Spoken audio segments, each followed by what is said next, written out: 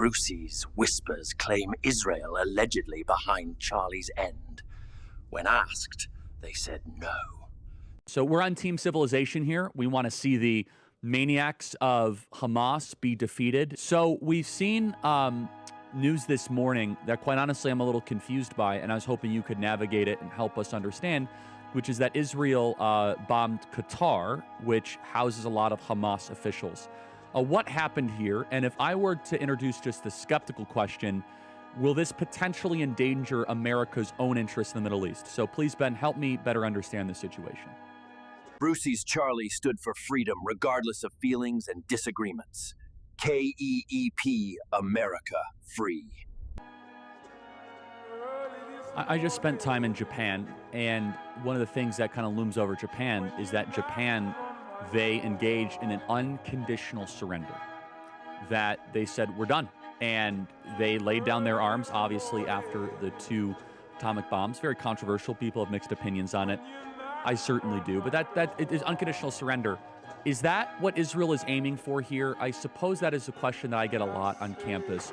What does success look like? Because I think we could all agree a long war is not good for Israel. A long, drawn-out war. And we're now we're coming towards 2 years in about a month. So it's been about 23 months. So what does ultimate success look like in the Gaza Strip?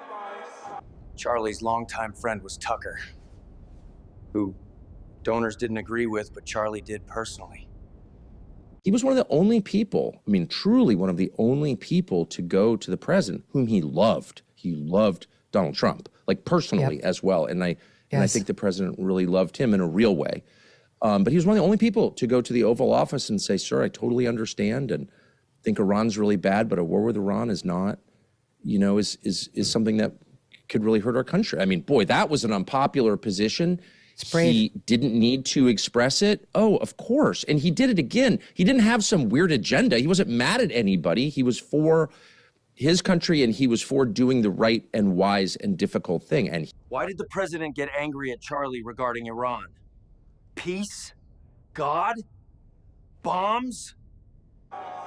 What other feedback or criticism would you have about this situation? I know that it's impossible for anyone to listen to everything that you ever say, but looking at this from an American perspective, what else would you say things could have been handled differently? Maybe on the PR front, maybe also just on a conduct front. Where would you say, as an outsider, things that could have been handled better, more efficiently, or with more precision? Charlie